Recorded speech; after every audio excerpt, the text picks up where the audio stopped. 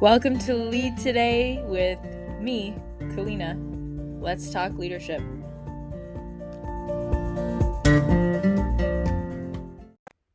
Hello everyone, glad to be back. We're talking the Enneagram. If you don't know what that is, I recommend you going to the introductory episode to get a more broad overview of what the Enneagram is and what it can do for you.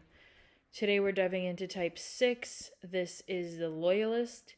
If you don't know what your type is, I would highly recommend you take the free Enneagram personality assessment linked in the show notes. It is revelatory. I know a lot of people like to take personality assessments and think they're fun, and they are, and you get your result, and that's all good and well. For me, I always, after I have my results, find myself saying, now what? What's the point of getting this result for it to tell me how I am? I already know my tendencies. I know my weaknesses. I know who I am.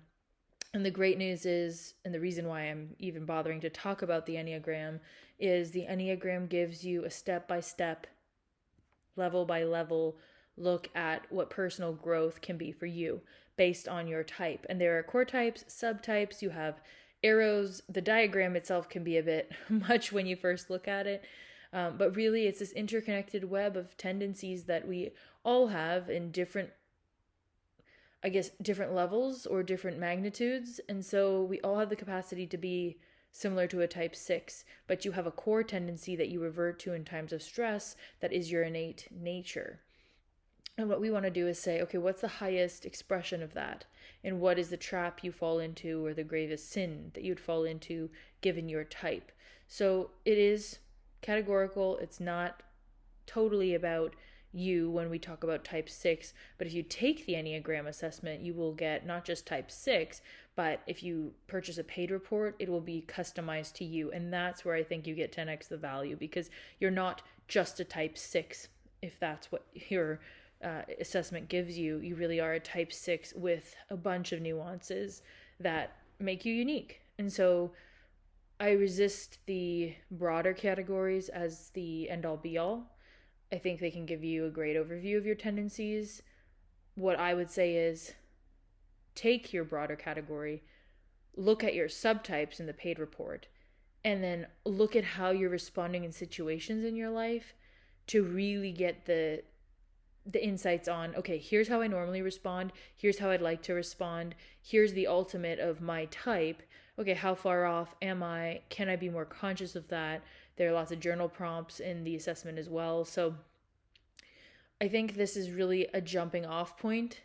So when you get your type, the now what is, hey, you're on a journey for life of self-development, of being honest with yourself about how you show up in the world, in your different relationships, at work, with yourself, and your own dialogue that goes on in your head. And I would highly recommend that you really get to work on reflecting and looking at the situations in your life day to day in order to approach them with with your best foot forward. Let's put it like that. So, the Loyalist. They're called this because they're loyal, shocker, and really security oriented. So I have a client that's a type 6, and it's always about staying safe. The critic dialogue is really loud. There's a lot of what ifs and really worried about the dangers of situations, potential threats. So type 6 is very vigilant and attentive to those potential threats, and they're very cautious as a result and loyal to what they know, their group. So that can be family group, can be cultural group. This is somebody, even a company. They really grab on to social groups as a means of staying safe. So some people might really love their group affiliations, but remember, with the Enneagram, we're thinking about motivation. We're thinking about, why is this person doing this? You can have 100 people in a group. The motivations for each people to be in that group will be different. Why are they there? And a type 6 is there because they think they're mitigating risk, threats, danger by being in this group. So very security, it's funny to say, security oriented, risk averse, and they are driven by a deep desire for safety, support, and guidance. So that's another thing. that I notice in my type 6 clients. They'll come to coaching, or when they have an issue, they really go externally to get guidance. So they're very external when it comes to processing things, and they want to gather a bunch of information from different sources. That if you listen to episode 5 about the type 5, right, that could sound like a type 5, gathering information, But why is a type 5 doing it? Because they want to be competent. They're gathering knowledge for knowledge's sake, to feel competent. A type 6 is going to look to different people in their lives, maybe ask their parents and their coworkers and their friends and their coach, and then they're doing this to seek reassurance. They're doing this to feel reassured in the safety, so that they're skeptical and questioning, seeking reassurance because uncertainty is risky, right? So that's where I think sometimes when I first heard about the Loyalist, I thought, okay, group mentality, they're loyal. It's easy to kind of grab onto that part of the type 6. I think there's something interesting under the surface there, which is the drive, what's driving them to be this way, and that vigilant, attentive, very cautious part that comes with the loyalty. So, of course, they're cooperative and reliable. They value loyalty and trustworthiness. They definitely show up to their groups and are there because, again, they long to feel safe and protected. And for them, that means relying on established systems or structures to provide that sense of stability. So everybody wants to feel safe and protected, right? At some basic level, we all want to feel safe. The difference is a type 6 is relying on those established systems. They are looking to authority figures. They have trusted individuals that they go to for direction. They want guidance and support. My type 6 clients really don't like my questions. They want my input. They want my take. They want my assessment of the situation, right? Because they're seeking to avoid potential risks by getting systems or structures given to them. So as we spoke, and if we recap, the motivations of a type 6, definitely security, stability. They value guidance and support, and they long to feel safe and protected. So core words, right? Safe, protected, security, stability. Those are all really going to be the driving factors for a type 6. The fears, which make sense, right? They're scared of uncertainty and insecurity. Anything that risks their safety, perceived safety, emotional safety, right? It can be fear of abandonment or betrayal. So it's not just safety on a physical plane, although we definitely understand that, right? It can be this kind of fear of abandonment or betrayal, which I see come through in the relationships that 6s have, specifically with their romantic partner, where they seek reassurance and validation from others to alleviate their anxiety. So they feel insecure. How do they go to seek to remedy it externally? And they want reassurance. And specifically in their relationships, that reassurance and validation is important to them. So if you're in a relationship with a 6, they're going to want probably verbal, but can be also physical touch, but that clear validation and reassurance through hugs, through holding hands, through telling them, hey, I'm here for you. Hey, things are okay. Hey, how can I reassure you? So you have a chance with the Enneagram as well to not only get to know yourself, but really put this to work in your broader relationships, right? Whether it's, at home with your spouse, or if it's in society, at work, use this tool not just for yourself, right? It's easy to kind of go down the rabbit hole of our own tendencies, but some of the greatest value of this assessment comes from knowing who you're dealing with at the other end of the table or on the other side of the bed. So type 6 may struggle as well with self-doubt or indecision, as we talked about. They really fear they lack the resources or confidence to cope with challenges. And so makes sense, right? Their sense of self is not necessarily all that strong sometimes, because that self-doubt and indecision, which again, any of us can struggle with that, but they really would benefit. And this is why they're drawn to coaching and therapy. Because if they can build out their own self-image, if they can recreate their story of their lives, then they can trust in their own abilities more, and that fear of lack of resources or constantly going to others for validation is diminished. So as we talked about, right, know your kryptonite, know where you struggle so that you can do something about it. And that's the now what when you take the assessment in the show notes and you get your type, it's like, okay, well, where do you struggle? Where do you feel stuck? And that's where I know a lot of personality assessments will give you your weaknesses, right? But I just always have felt like there's not much, I don't know what to do with it. I've always been sort of a skeptic of these assessments. And like I said, I've been impressed with the Enneagram. So anyhow, in this case, if you're a type 6 and you find that you have that fear of abandonment or betrayal, fear of uncertainty or insecurity, you really are trying to constantly figure out, contingency plans, and you feel these threats to your safety, then, it's something that you can absolutely work on with a coach or a therapist, 2 different modalities. And I would be maybe that's another episode. I have spoken about this in the past, but people really come to coaches thinking, coaching, counseling, therapy, and even consulting often get mixed up in the same bucket. So if you're wondering kind of what are the differences, I do have an episode on that you can check out, but I can also maybe speak to that further because I think it's really important to understand what you're getting from a coach. And also there's such a variety in coaching. There's a textbook definition of coaching that you're going to get from the International Coach Federation. And then there's coaching that exists in the real world, just like any theory versus application, right? So important for you to distinguish between the two. There's, and this is a whole other topic in and of itself, and maybe I'll have to talk about this, but essentially it's kind of a chicken and an egg question where, okay, is it your core personality and then you grow up with that core personality, or is this what comes to be as a result of all of the experiences that you have in your life, especially in those formative early childhood years?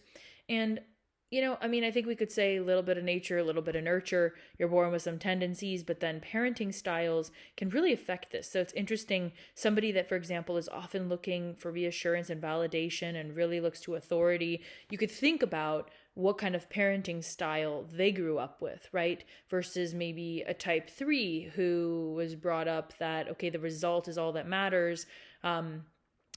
Get 100 on the test by any means necessary. They're going to be striving to please parents who just want the result and don't really care. Did you try? How did it go? How did you feel? It's like, did you get the good result or not? So it's interesting because you can trace back someone's tendencies to the parenting style that they were exposed to. And so it's, again, chicken and an egg. Okay, is it that you became that way because your parents were a certain way? Is that the whole picture? Is it partially who you are? And what I've seen there, I've got one client that's also interesting. There are actually a few, but one that stands out that got such close results on 2 Enneagram types. And really after picking it apart, one type is more like this client's father, and the other type is more like the client. And so in answering the questions, especially certain questions that come up on the assessment that's linked in the show notes, that Enneagram assessment, in answering those questions, the client was picking answers the way that they thought they should, or the way that they see the world, but that's very much so guided by how the father in particular views the world, and really handed that view down to the client, versus what the client's tendencies were. And we had to pick apart, and it's so, I find this fun, but really pick apart, okay, how do I handle situations as myself? What are my beliefs, and what are the ways that I handle situations where I'm sort of tagging on to the way my dad would do it, And of course, we're absolutely influenced by our parents, those close to us as we grow up, any close caregivers, right? And it's interesting to take that and say, how much of who we're being day in, day out is what we've learned versus our true nature. And so for a type 3 in particular, they struggle with this. With a type 6, they can struggle with this because they're going external, right? They're going externally to try and find the answers. And so if you go externally and you really have a lot of self-doubt, now one of my clients is a type 6, goes externally on everything, gets a bunch of opinions, but then already knows what they want to do deep down. And so it's a really interesting kind of decision-making process that's going on, where it's like, we just collect the information and then do what we're going to do anyway, which who hasn't done that, right? But so that's a very 6 type of thing to do, is to go and ask all your friends, but then do what you were going to do anyway. And at that point, it's like, did you need to involve everyone in your decision or not, right? So, and the 3, 6, and type 9 are all in a triad together. If you look at the Enneagram, you'll see there's a triangle. There are 3 lines that connect the type 3, the type 6, and the type 9. And so the type 9 also does this in a sense because they're trying to keep things harmonious. So a type 3 does this for the image. The type 6 does this because of the self-doubt and the caution. And a type 9 will do it out of a need to keep things harmonious, keep the peace. The 9 is a peacemaker, which you'll hear about down the road in a future episode. Just interesting to see, again, how much of this is me, how much of this is what I was brought up in, which coping mechanisms serve me, which ones don't, is there a better way? Okay, unique ways that the type 6 navigates the world. So they're cautious and thorough. They carefully consider all their options before making decisions. Really great planners and organizers. So because they're anticipating problems and obstacles, they're taking steps to mitigate them. This is a great project manager, event planner, anyone that has to organize a bunch of different nuanced steps. These people are great for this type of role. And the type 6, as we've mentioned, really values community and collaboration. So they find strength and support in their relationships with others. They really see it as, again, that security blanket. So don't be surprised if the type 6 has their core people and they really value those relationships. This is not someone that's moving far from home. Growth areas for the type 6, here are just a few. Of course, depends on your needs as a type 6 and what matters to you, but trust, definitely type 6 can benefit from cultivating trust in themselves, first and foremost, and others, but really learning to rely on their own judgment and intuition. I stated this earlier, right? Trust. If you have so much self-doubt that you're always seeking externally, you're hampering your own inner wisdom. Type 5 can do this as well because they're seeking knowledge externally, and so they often doubt themselves as well. That's why, 6 wing 5, 5 wing 6, it's an interesting combination. But trust, number 1 for type 6. 2 is courage. So facing their fears, stepping outside of their comfort zones, embracing uncertainty, and taking risks. Life is one big ball of uncertainty, moment after moment. You never really know what's going to come next. And so there's absolutely utility in planning, in trying to mitigate risk, but then you've got to take the step forward. And so courage is so big for a type 6, and they can really draw upon type 3 tendencies for that, really stepping out of their comfort zone and going for it. And this can be, I think sometimes with, embracing risk or courage, people can feel like it has to be 0 to 100, and it doesn't. Just like there are levels of development, ego development for the Enneagram, there are levels to this. You can make a courage map. You can say level 1 of courage is this, level 2 of courage is that, level 3 is if I go and eat dinner alone, that feels scary. What else feels scary? You can make levels for yourself. And I love to do this, whether, we're talking in business bronze, silver, and gold, or platinum level goals, or any matter in your life. It doesn't matter. People have come to me across the board. Health, relationships, wealth, doesn't matter. Make levels for yourself that are winnable, that you actually are interested in walking up that ladder. So if you make them too big, you won't do it. If they're too small, they're too easy, they're not challenging you, you have to trust yourself to make those levels. But courage is one of those things where embracing uncertainty and taking risks, well, you decide what level of risk, right? Not me as the coach, not your friend group, but you. Last but not least, self-confidence. So, as we've said, right, if there's self-doubt, what's the antidote? Of course, self-confidence. But confidence is a tricky one. Again, a type 6 in a session, I want to be confident in work scenarios, but I don't feel that I can be when other people in the room are better prepared or experts, that more experienced. I don't feel that I have anything to add, or I kind of choke up. I don't know what to say in that situation. Well, sure, right? Because this person is looking externally, they're looking at the social context of who's in the room, and that makes them uncomfortable. Self-confidence is the tricky one, because assertiveness and confidence comes from knowing what you're talking about. And so I've got an episode on this as well, talking about imposter syndrome. It's like, If you've never done something before, confidence is not really what you're going to aim at. I've had this conversation so many times where it's like, I'm doing this presentation for the first time. I have to do this particular project at work for the first time. I don't feel confident. Okay, should you?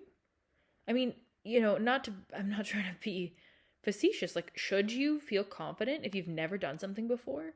To me, the antidote to this is always to be willing. So willing to learn, willing to explore, knowing your own inner resources. Hey, can I figure this out? How can I figure this out? That's what we're trying to get at.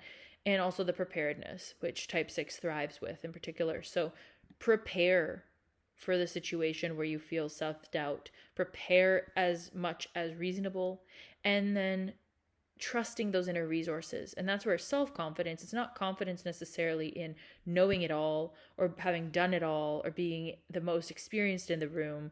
It's confidence in your own abilities.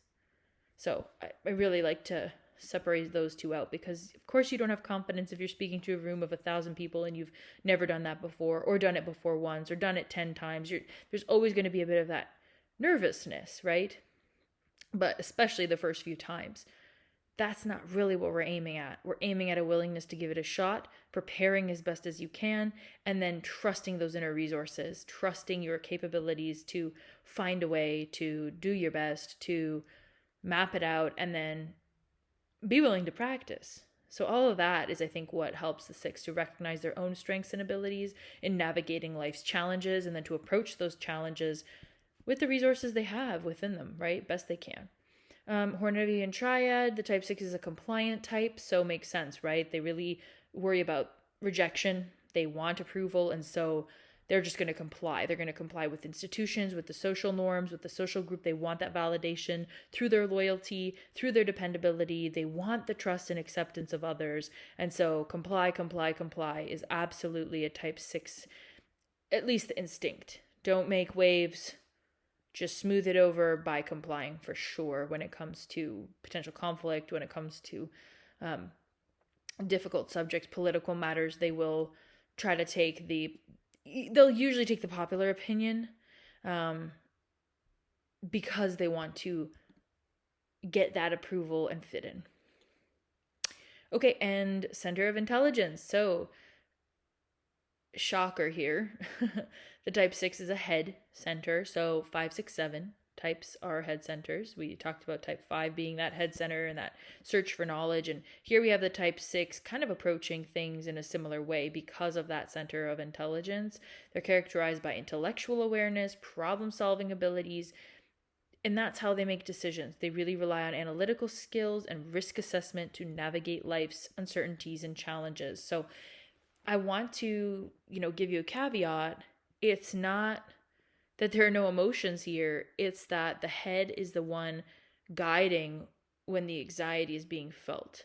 And so this is important to point out to a type 6. Like, okay, here's your rational analysis, but as we talked about, they might go and talk to 10, 15, 20 people in their lives about a particular decision they want to make, but at the end of the day, make the decision that they were going to make all along, like the gut feeling. So while they will use their head to do their analysis, to then make the risk assessment, to then try to navigate life's uncertainties, we also want to help the type 6 to tune into the other centers of intelligence, which are heart and body. Gut feeling, that intuition and the feeling of the heart. We want to kind of rely on the head. That is their central processing style of intelligence. But maybe, like we said in that example, instead of going to all their friends, if they knew what they wanted to do, could they have gotten in that situation? It's like salary, asking for a certain salary. Okay, if you know that this is your salary range, do you really have to go and seek everybody's input, or can you use that time in a different way? So just an option. Never forcing anyone. I love kind of being a support hand on the stage of someone's life. That's really how I see myself as a coach. And I can get fired up and I can have my own opinions and I care about people, but at the end of the day, I really just get a front row seat to, and such an honor to see the inner workings of someone's mind and be that support as they walk through different levels of awareness and look at different ways of thinking about their situation. It's really fun. So if you haven't done the assessment yet, highly recommend you click the link in the show notes, do the free assessment. If you want a paid report for further details and a more personalized approach, do that. It's optional. And I would love to hear your thoughts, as always, in a review. Subscribe to the show, put a comment, message me directly. All of it is good. The more you interact with the show, the more people get to see it. So share it with a friend, especially if you're a type 6. Please share it with your entire community. And I look forward to seeing you in the next episode, where we're going to be talking about a very special type, actually.